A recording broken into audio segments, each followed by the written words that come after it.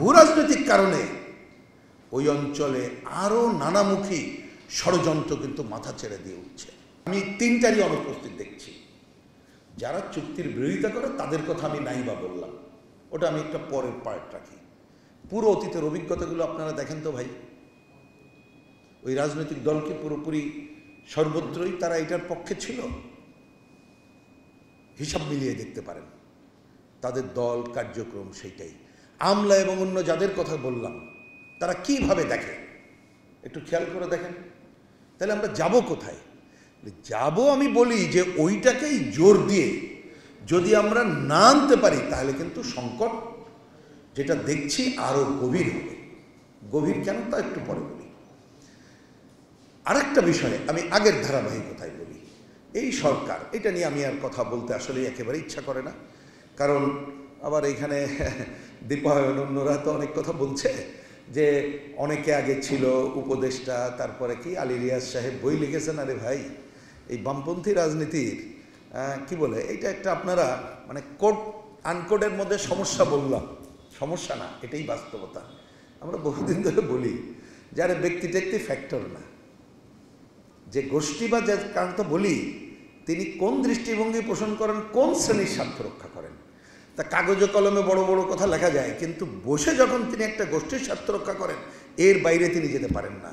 ওই যে একটু আগে শুনলেন না, মৌলিক অধিকার সম্প্রসারণ আলোচনায়, ওই আলোচনা যখন তারা আলোচনা করছে না, আমরা ঘোরতর বিরোধিতা করলাম যে এই আলোচনা করছেন না কারণ এটা তো বেসিক আলোচনা।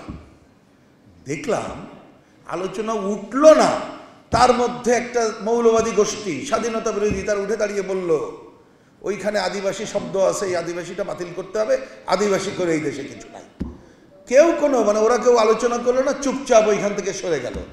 তো ওই যে ভয়ের সংস্কৃতি অন্যরা কথা বলতেছেন, আরে ওরা তো ওদের তাবেদারির দায়িত্বই পালন করতে আসছে বলে এটা পরিষ্কার হয়ে যায়, কারণ তারা কার স্বার্থ রক্ষা করে সেটাই প্রধান বিষয়। সুতরাং এটা প্রত্যাশা কেন করেন? সুতরাং এই প্রত্যাশাটা ভুল। কিন্তু ওইটা বললে আমাদেরকে বলে আপনারা তো সব না দিয়ে শুরু করেন। সমস্যা হয়ে গেছে কি, রাজনীতির অঙ্ক পড়াশোনা করে আসছি তো, সেটাই বোধহয় প্রধান সমস্যা হয়ে গেছে এই কারণে। তা যাই হোক, ওই গল্প আমি না বাড়াই, কিন্তু যেটা বলতে চাই আর একটা দিক আমি তুলে ধরতে চাই। ভাই আমি খুব খোলা মানে যখন আপনাদের এখানে আসি তখন বলি এই কারণে, যদি আজকে হয়তো এখানে আদিবাসী ভাই বোনেরা কম, সেটা একটা ভালো দিক, অন্য অর্থে বলবো। কারণ আমরা বাঙালি বা অন্য জনগোষ্ঠী আমরা যদি সচেতন হয়ে আন্দোলন সংগ্রাম না করি তাহলে তাদেরকে তো আসলে যেটা করতে চাই এটা পারবো না। কিন্তু একটা জিনিস আমি দৃষ্টি আকর্ষণ করি, অনেক দিন ধরে তো এটা নিয়ে কথাবার্তা বলি, এখন কি বলে কথার ফুলঝুরি নানাভাবে ছড়ে। আমি গত 9ই আগস্ট আপনাদেরই মানে আদিবাসী সংগঠন, এদের না, তাদের আমন্ত্রণে শহীদ মিনারে গিয়েছিলাম, সেখানে একটা ছোট বক্তৃতা করেছিলাম। কিন্তু আমাকে একটা টেলিভিশন সেখানে কিছু একটা ফুটেজ তারা দিয়েছিল, তো সেইটা পরে আমাকে ফেসবুকে মেসেঞ্জার হোয়াটসঅ্যাপে অনেকে এটা পাঠিয়েছে, বলে যে ভাই একটু দেখেন তো। আমি প্রথমে এটা খুব দেখার, আমি যে কী বক্তৃতা করছি আমি তো জানি, দেখার কি আছে, তো বলে যে না মন্তব্যগুলো পড়েন। আসলে আমি দেখলাম হাজার হাজার মন্তব্য, সবই হচ্ছে বিরুদ্ধে, পারলে গালাগালি করা থেকে শুরু করে কোনোটা বাদ রাখেনি। এটা আমাদের কিছু আসে যায় না, কিন্তু আমি সে কারণে কথাটা তুলিনি। আমি তুলছি এই যে যাদেরকে দেখছি তাদের বিন্দুমাত্র ধারণাও নাই, আন্দাজের উপরে তারা চলছে, এবং এদের মধ্যে একটা বিরাট অংশ তরুণ জনগোষ্ঠী। তাদেরকে ইচ্ছা করলেও তো আমরা উপেক্ষা করতে পারছি না, তারাও তো এই দেশের নাগরিক। তার মানে আমি দেখতে পাচ্ছি একটা কঠিন সময় অতিক্রম করছে। তাহলে এই কঠিন সময়কে অতিক্রম করার জায়গাটায় আমাদের যেতে হবে। আমি মনে করি আজকে যারা আসছে এখানে, আমরা এই ঘটনাবলিতে শিক্ষা নিয়ে আমরা এই তরুণ প্রজন্ম সবার মধ্যে, বাঙালি আদিবাসী সহ এই দেশটা আমাদের সবার, এইটাকে আগায় নিতে গেলে আমাদের সবাই মিলে এগিয়ে নিতে হবে। তার জন্যে আবার নতুন করে হয়তো নিজ থেকে শুরু করার কাজটা করতে হবে বলে আমি ব্যক্তিগতভাবে মনে করি। সেই কাজটি করতে হবে, এবং ভূমি এই যে অধিকারের প্রশ্ন, আমরা যে বলছি যে দীর্ঘদিন চলে আসা যে রীতি, সেইটাকে একটা স্বীকৃতি দানের মধ্য দিয়ে এখানে প্রচলিত যে ব্যবস্থা তার বাইরে নিয়ে যেতে হবে।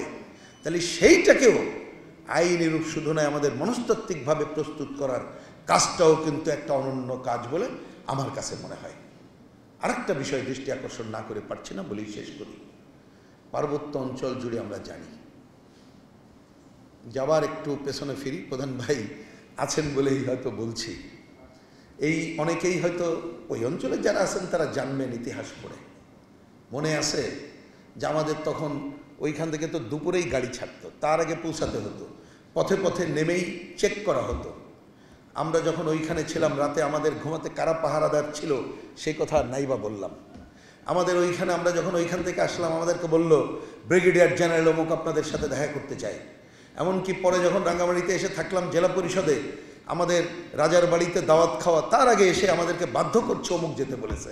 তা আমাদের ছাত্র আন্দোলনের ক্যারিশমায় আমরা বলেছিলাম এইসব আওয়াজ ফওয়াজ আমাদের কাছে দিতে এসেন না, ওই ব্রিগেডিয়ার কেন ঢাকার ব্রিগেডিয়ার জেনারেলকে মধুর ক্যান্টিনে এসে আমাদের সাথে দেখা করতে বলেন। হয়তো এরকমের আওয়াজ দেওয়ার পর আমাদের কোথাও যেতে হয়নি, কিন্তু ভয়াবহ অবস্থা তো তখন দেখেছি আমরা। কিছুদিন হয়তো সেই ভয়াবহ অবস্থা নাই, কিন্তু আমরা তো নতুন নতুন রূপের কথা দেখতে পাচ্ছি ওই অঞ্চল। এবং ভূরাজনৈতিক কারণে ওই অঞ্চলে আরও নানামুখী ষড়যন্ত্র কিন্তু মাথা ছেড়ে দিয়ে উঠছে।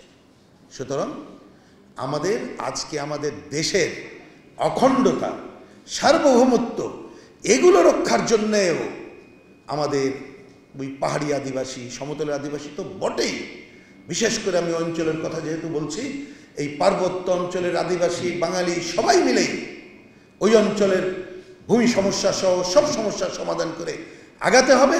না হলে আমরা দেশের স্বার্থ রক্ষা করতে পারবো না, ভূরাজনৈতিক কারণে অন্যরা এখানে নানামুখী পদক্ষেপ নেওয়ার সুযোগ পাবে, যা আমাদেরকে ক্ষতিগ্রস্ত করবে। সুতরাং আমি আশা করব, একটু আগে যাদের প্রতি আশা আমি করিনি তাও বলি, এই অন্তর্বর্তীকালীন সরকার যতটুক সময় আপনারা আছেন, যদি ন্যূনতম দায়িত্ববোধ থাকে তাহলে সেই দায়িত্ববোধ থেকে কিছু না করতে পারলেও